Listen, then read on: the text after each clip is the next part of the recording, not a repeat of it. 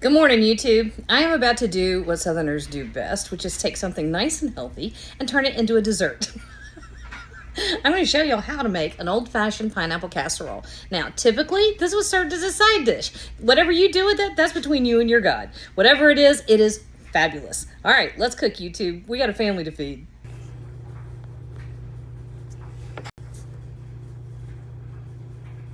All right, here we go. This is another episode of Southerners turning things that should be desserts into a side dish.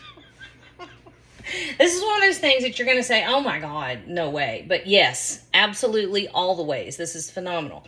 And I've had this forever. It probably came out of the Depression because most of these weird things did, but I don't know that for sure. I do know that Dole started canning pineapple in big batches somewhere around the turn of the last century. So there, that's all I know. Otherwise, people in Tennessee aren't going to have pineapple, but my great-grandmother made this. All right, here we go. Our pineapple casserole starts with 6 tablespoons of the reserve juice. Now, I've got 2 cans of, 2 big 20-ounce cans, and these are the pineapple chunks. I drained off the liquid, and you get a lot of liquid, right? It was like 2 cups that came out of there. That goes over there because that's what makes Joey happy. But we reserve 6 tablespoons of it. And to this, we're going to add just a pinch of salt. Salt goes really well in sweet things. It enhances all the flavors. We also have about 1/3 cup of sugar. Now, I broke mine half and half brown sugar, half white sugar. No particular reason, other than the fact I really like that caramelly thing that the brown sugar brings. Brown sugar is just white sugar that's got molasses in it. But the molasses, in this case, is really, really nice. All right? So that just kind of gets squidged. All right? 5 tablespoons of flour. And I apologize, y'all. Normally I go through and I measure it out and I tell you better measurements, and I just didn't this time probably because I haven't been shooting in such a long time. But I'm back. All I can say is the past 3 years. Dear God. But everybody's fine. We're all good. I'm still buying properties and I still have a house full of kids. All right, so you're just going to mix all that together until it gets this unappealing, yucky looking stuff. But that's fine. Okay, 2 cans, 2 drained 20-ounce cans of pineapple chunks. And the reserve juices go to Joey. I don't buy canned pineapple very often, but I remember how magic the juices from canned pineapple and from canned mandarin oranges. It always tasted like the holidays because my grandmother would make ambrosia, which in our house we called 24-hour salad. And it had canned or crushed pineapple and canned mandarin oranges. And Granny would drain the juices, and then we'd get to, punch each other in the face over who got to have it. All right, an 8x8 dish that I buttered. And this is all just going to go right in here.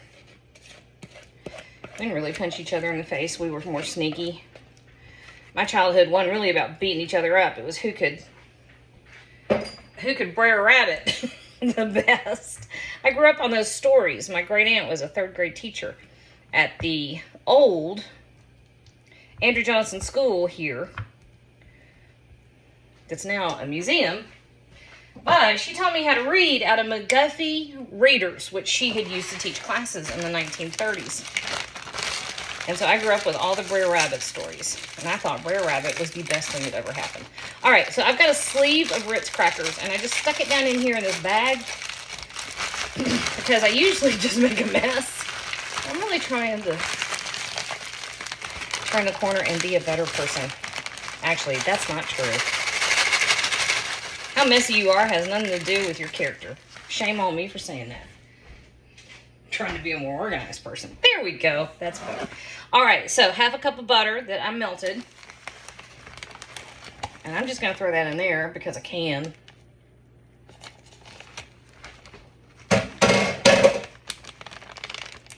All right.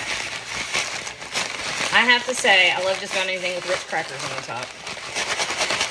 And what I really love about this particular little casserole is just that sweet and savory thing. So you've got the salty crackers, you've got that sharp cheese, which honestly, I think Yankees did the whole cheese thing, and I'm really grateful. So there you go. Shh. Oh, stupid. Okay, 2 of my little canisters. Okay, now, let me tell you this. This is 8 ounces of cheese. I had a 16-pound block. I grated it. I ended up with 3 8-ounce containers. Tell me how that works with math. It doesn't. So, I had 3 8-ounce containers, which theoretically I should have had 2, but I didn't. Probably because, you know, you have air pockets in there that won't fill in because it's, you know, physics or whatever. So here's my solution. Use extra cheese. So originally the recipe is for 8 ounces of grated cheese.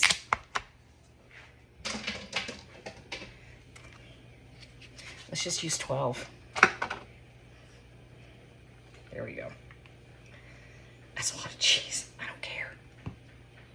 First time I ever had apple pie with cheese on it. Where was I? I was up north. I think I was in New Jersey at a diner on a college debate trip.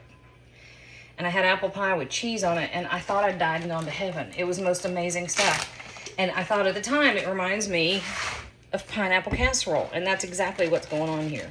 Got the sweet and the salty and the savory and the cheesy. And I have another little commitment. We have not had family dinners in a while, which has really been upsetting me. You know, I have a lot of rental properties and I do taxes on the side. And during tax season, it gets a little crazy at my house and we have fallen away from it. So, one of my resolutions, I know you're not supposed to say resolutions anymore. I don't care, it's a resolution. I'm from the 80s. Is to do more family dinners. So I've got this whole list of meat and 3 options. This is one of the first ones because I'm going to show y'all also how to do a sweet tea brined ham. I know, right? And this pineapple casserole is going with that menu. All right, so 350 degrees. I'm going to throw this in a 350 degree oven. I'm going to give it about 30 minutes, and I'm going to be back to show you how absolutely heavenly this gets. See the cheesy bubbly? Perfect. We're done. All right, so I pulled it out of the oven. 30 minutes. It was nice and bubbly all around the edges.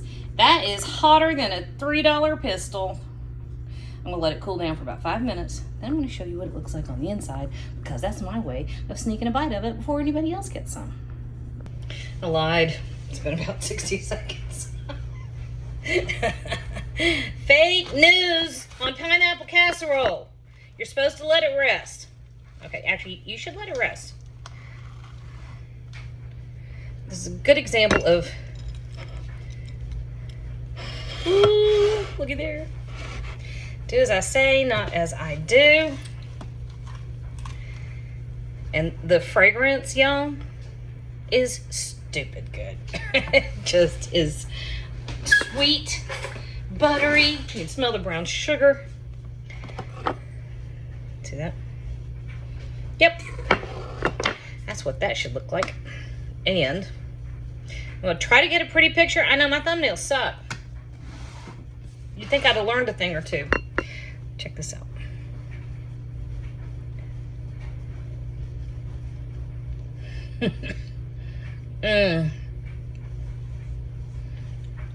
That's always how a side dish should happen, right there.